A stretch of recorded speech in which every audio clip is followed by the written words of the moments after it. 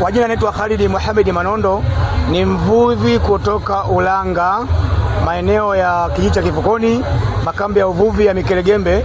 Hizo ni BMU. Huko tuna fursa kuvua samaki kama hawa wakubwa. Tuna samaki aina ya mjongwa, tuna samaki aina ya kitoga, lakini tuna kambale, tuna pelege, tuna njege, tuna mgundu. Leo nipo hapa kwenye banda la maonyesho 88 Morogoro, ambao ni maeneo katika banda la Ulanga. Tumekuja kuleta samaki ili tuonyeshe kwamba tuna fursa katika maeneo ya Ulanga, samaki kama hawa. Tuna samaki wakubwa kama huyu, yani mjongwa, anaweza kufika mpaka kilo 150. Na trip hii nimekuja na sample za aina tofauti tofauti kwa ukubwa wa aina tofauti tofauti. Lakini pia hii yote ni kwa ajili ya maafisa uvuvi, wataalamu wa mifugo, kilimo na uvuvi. Wametufundisha juu ya kutunza mazingira. Tumetunza mazingira, tumekomesha uvuvi haramu, na sasa tunapata samaki wakubwa kama hawa kuanzia kilo 5, 10, 20 kuendelea mbele. Uwezekano wa kufuga upo. Kwa mfano samaki huyu mjongwa anaweza kafugwa kwenye maeneo kuanzia kama ni mabwawa ya kiasili. Hiyo sio issue, lakini ya kuchimba unaanzia mita 3 kwenda mbele. Anaweza kukaa miezi 6 hapa alipo, akawa kuanzia kilo 20. Kwa mfano huyu hivi ni samaki mwenye kuanzia miezi 6. Akifika miezi 12 au mwaka 1 na nusu, anakwenda mpaka kilo 70, 50. Sisi tunaishi sana majini huko. Kwa hiyo tunamfahamu samaki kifika mwezi wa 8 akiwa anatoa mayai.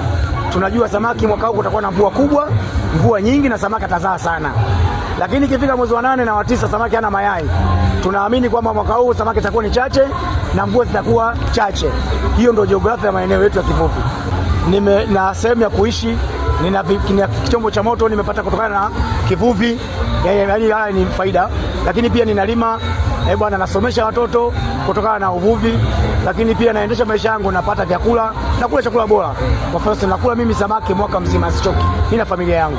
Changamoto tunapitia, changamoto ya kwanza kwamba sasa hivi ndani ya maji mule hususan tuna wanyama kama mamba, wadudu wakali. Kwa hiyo kivuvi katika hili naomba serikali tu support kuleta zile sekta za kuweza kuwavuna wale mamba. Hiyo changamoto ya kwanza. Changamoto ya pili, kipando. Yaani kutoka sehemu tunakovua mpaka kuleta sehemu ya soko pale Kivukoni kuna umbali takriban kama wakutwa moja kutembea.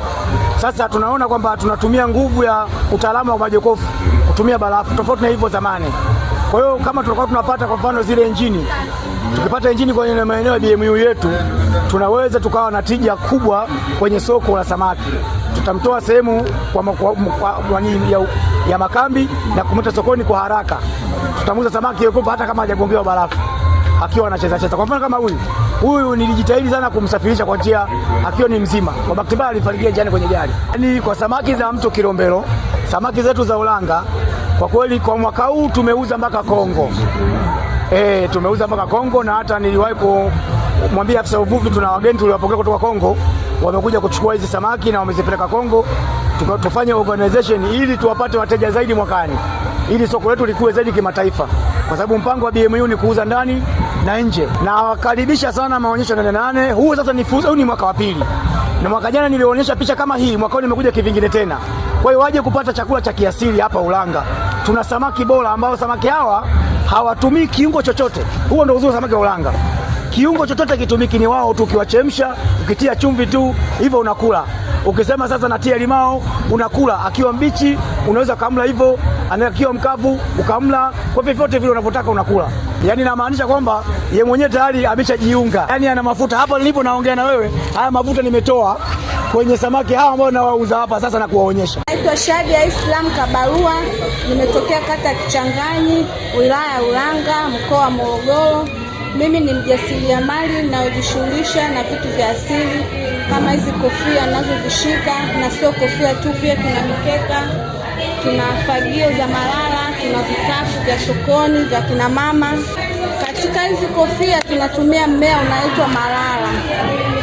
Ule mmea unaenda kukatwa, ukishakatwa tunauanika. Ukishaanikwa tunachukua kisu, tunachana, zinakuwa chani. Tukishachana tunasuka kama kitu. Tukishasuka tunakuja tunachukua mwanzi, tunauweka hapo kati, ndio tunaanza kushona hiyo kofia. Kishatoka hapo kumaliza hivyo, inakuwa kofia imeshakamilika. Kwa siku moja naweza nikatengeneza kofia 5. Kwa kweli kwa sasa hivi kutokana na soko letu pale hatuna soko maalum. Umeona? Kwa maana tumeamua kuja kwenye 88 ili kutangaza soko letu la kofia, kwa sababu kule hakuna wadau wengi wanazojua umuhimu wa hizo kofia. Lakini umuhimu wa hizo kofia ni kama hizo nilivyovaa, zinakinga jua wakati ukifanya kazi za shambani, ni muhimu sana. Changamoto kutokana na sisi mazingira yetu tunayoyaishi bado hatujatembea kuona, lakini kwa wenzetu waliotembea ni moja wapo ya kivutio. Umeona, mtu akivaa hivi anavutia. Mfano kama wazungu wanapenda sana vitu vya asili, lakini sisi wenyewe kwa wenyewe tunakuwa tunavizarau, lakini ni muhimu sana kutumia vitu vya asili. Mimi na washauri wanawake wenzangu, wamama wenzangu, tutumie vitu vya asili, waachane na vitu hivyo vya kisasa. Naomba watu waliokuwa kwenye maonyesho mje kwenye banda letu la Ulanga.